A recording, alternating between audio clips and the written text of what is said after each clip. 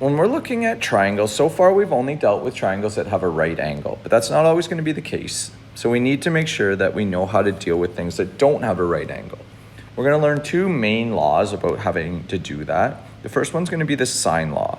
Now the sine law is all based around ratios. So when we're looking at that, the ratios are always going to be whatever side is directly across from an angle. So in this case, we have A and sine A. We'd have B and sine B, or C and sine C. Now we can create those ratios in kind of any way we want, but it always has to be angle over side length, okay, or side length over angle.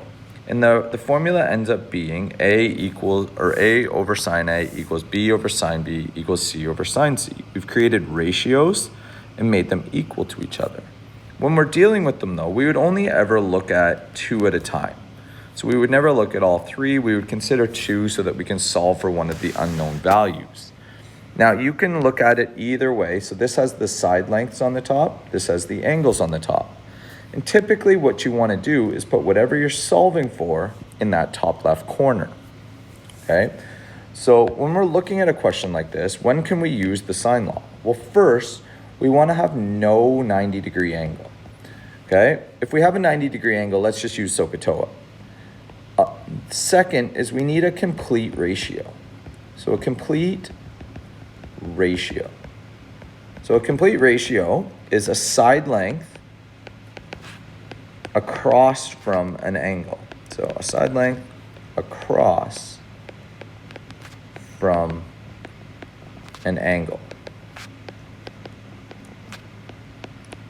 And then one other piece of information. So one other piece.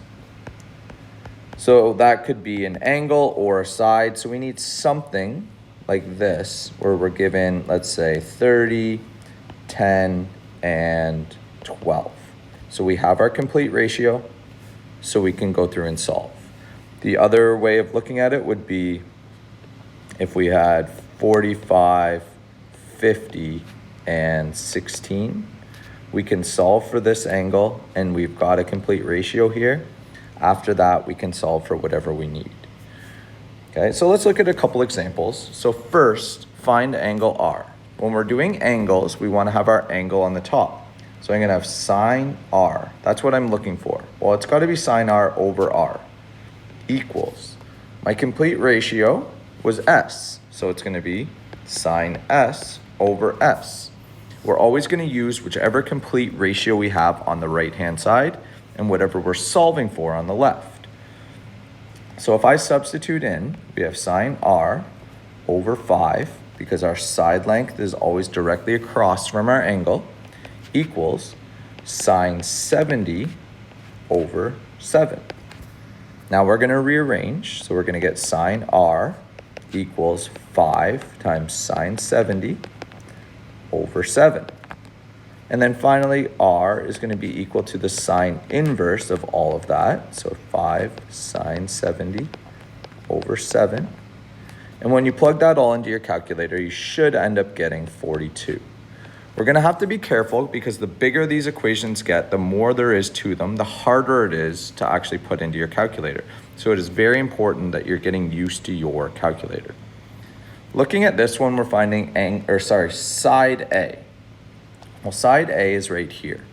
We don't know what angle A is, but we do know that we have this complete ratio.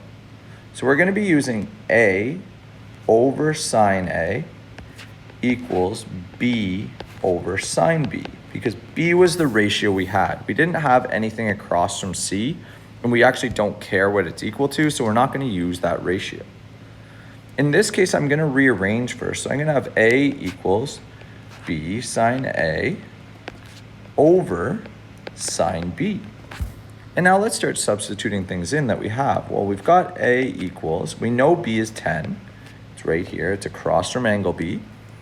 We don't know A, so I'm going to leave that, but we do know that angle B is 67. Now we can find angle A by just doing 180 minus 67 minus 35, and we're going to end up getting 78.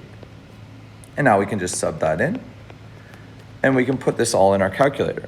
When I'm working through this, I like to do sine 78 equals divided by sine 67, and then I hit equals. And then I multiply the whole thing by 10, and in this case, you should get 10.6, and it's in meters. Okay, so when we're doing this, you're gonna have to get used to your calculator so you know how to put it all in and you can get the correct answers.